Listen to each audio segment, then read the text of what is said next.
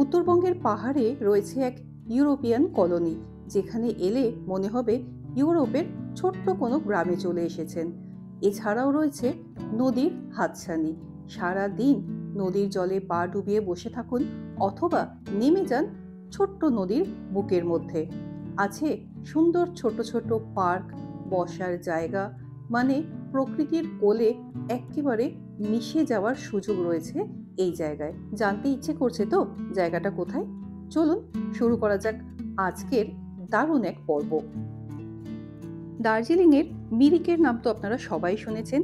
সেই মিরিক থেকে মাত্র 7 কিলোমিটার দূরে অবস্থিত এক সুন্দর ছোট্ট গ্রাম, যার নাম তাবাকোশি।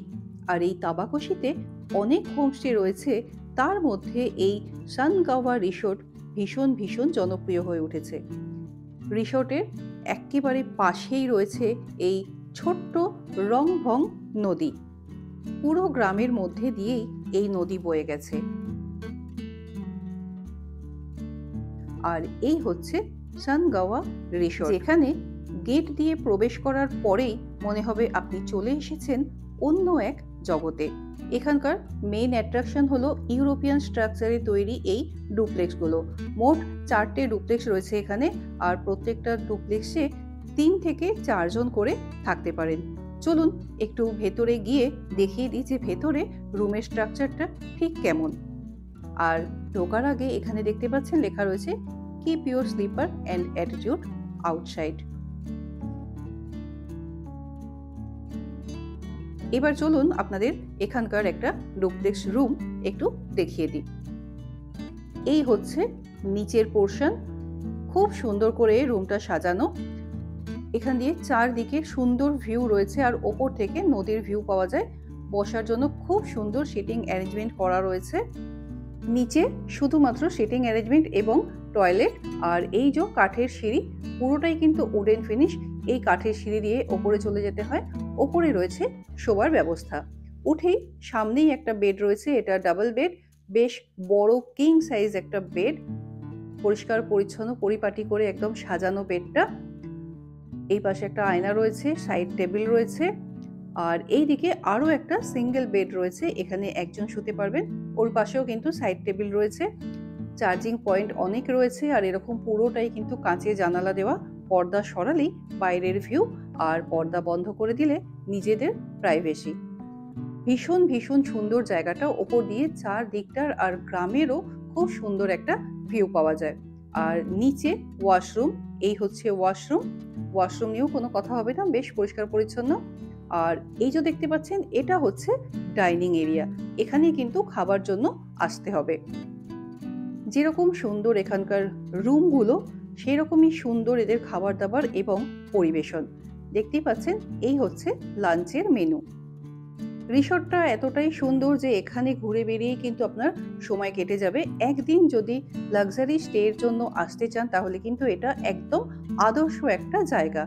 আর এছাড়াও সামনেই বেশ কিছু ঘোরার জায়গা রয়েছে, সেখানেও আপনারা চলে যেতে পারেন।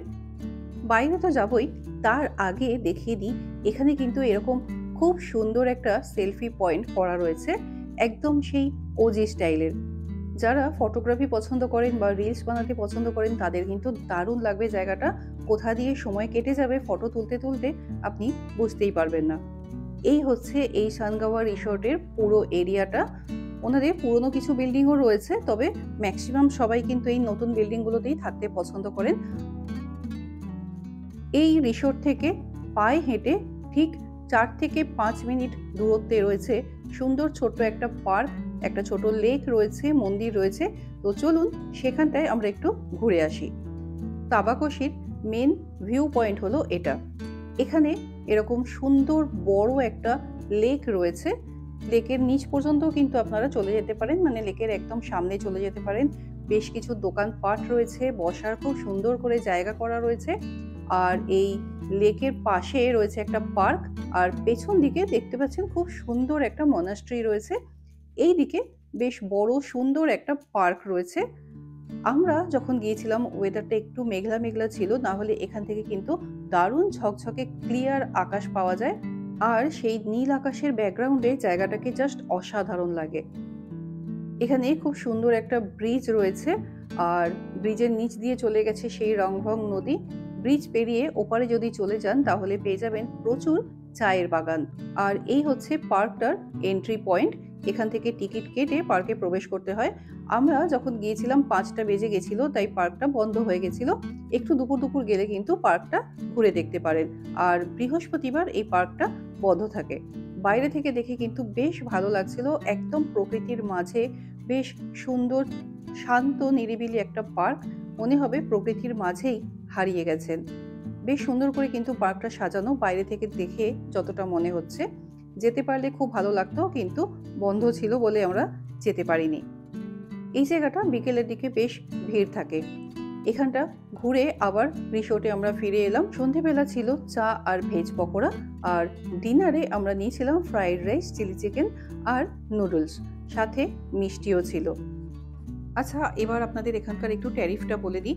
পুরো তাবাকশি যে গ্রামটা রয়েছে, এখানে কিন্তু প্রত্যেকটা হোমস্টেরই ট্যারিফ একটু বেশি, তবে তার মধ্যে এই সানগাওয়া রিসোর্টের ট্যারিফ কিন্তু সব থেকে বেশি।